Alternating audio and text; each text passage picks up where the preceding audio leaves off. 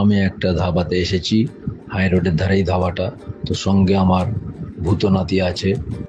চিন্তা করলাম যা গরম, একটু লস্যি খাই। তো একটা টেনে গন্ধরাজ লস্যি খেলাম, খুব সুন্দর লাগলো, খুব টেস্ট।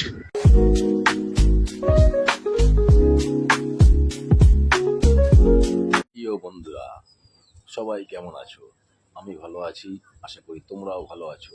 দেখো, সকাল সকাল কত সুন্দর ওয়েদার, আর আমার চারপাশটা কত সুন্দর সেটাও তোমাদের দেখাবো। দেখো, আমার ছাদ বাগানের সকাল সকাল গাছের যে ফুলগুলো ফোটে, যে আমার নিত্য প্রয়োজনীয় পুজোর জন্য কাজে লেগে যায়, সেই দেখো এই ফুলগুলো তোমাদেরকে আমি দেখাচ্ছি। দেখো তোমরা,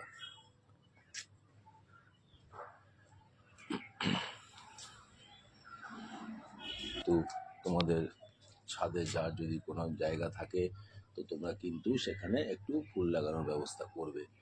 ফুল লাগালে কত সুন্দর। ও বন্ধুরা, সকালবেলা যেটা আমি খাই সেটা হচ্ছে এই একটা জিনিস আছে, এইটার মধ্যে সব রকম একটা হার্বাল প্রোডাক্ট, এই প্রোডাক্টটাই আমি খাই, যেটার মধ্যে বিভিন্ন রকম আছে, কেশর আছে, যষ্টি মধু আছে, আমলকি আছে, সব কিছু দিয়ে তৈরি এটা।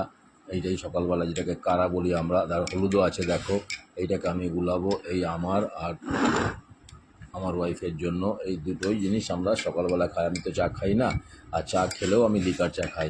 তো তোমরা জয় বজরঙ্গলির জয়। সেই বজরঙ্গলির পুজো, আমার দেবতা, প্রিয় দেবতা, সেই বজরঙ্গলির আজ পুজো করলাম আমি এইমাত্র। এই আমার ঠাকুর ঘরের সকল ঠাকুর। দেখো তোমরা বন্ধুরা, এই গোপাল ঠাকুর, এখানে শিব আছে, গণেশ আছে, লক্ষ্মীর ঘট, এই আমার বজরঙ্গলি ঠাকুর। তো সকলকে দেখাচ্ছি, দেখো আমার ঠাকুর ঘরটা।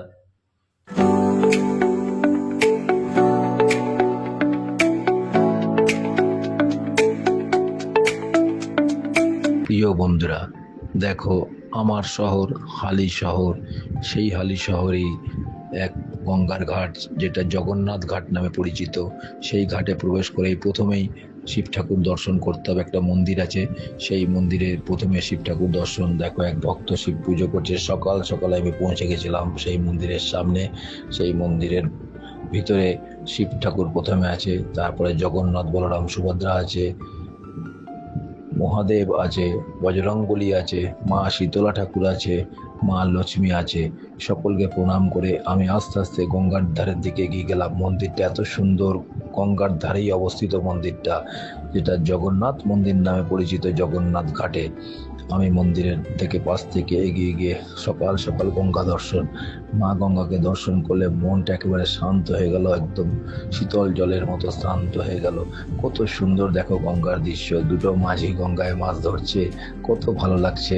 আর চারিদিকটা আমি তাকিয়ে তাকিয়ে খালি দেখছি, আর মনটা শান্ত হয়ে উঠছে। তাই সকলকে বলবো, তোমাদের যদি সুযোগ থাকে, বাড়ির কাছাকাছি কোনো গঙ্গা থেকে, তোমরা কিন্তু অবশ্যই যাবে। আর গঙ্গার পরিবেশটা দেখো কত সুন্দর, কিছু মানুষ এখানে স্নান করছে সকালবেলা, কত ভালো লাগছে, সত্যি মনটা জুড়িয়ে গেল এই গঙ্গার ধারে এসে। তাই আমি যখনই সময় পাই সকালবেলা মাঝে মাঝেই কিন্তু এই গঙ্গার ধারে এসে দর্শন করি, দেবদেবীদের দর্শন করে গঙ্গার সামনে তাকিয়ে থাকি জলের দিকে। মনটা কিন্তু আমার অনেকটাই ভালো হয়ে যায়। তোমরাও কিন্তু এই ধরনের সুযোগ তাহলে অবশ্যই করবে। মন শান্ত করা কিন্তু আজকালকার দিনে বড় জরুরি। মন যদি শান্ত থাকে, দেখবে তোমার সামনের আশেপাশে পুরো দুনিয়াটা শান্ত হয়ে আছে। তাই সকলকে বলবো, গঙ্গার দর্শন সকলে করো কিন্তু তোমরা। অনেক অনেক শুভেচ্ছা রইল সকলের জন্য।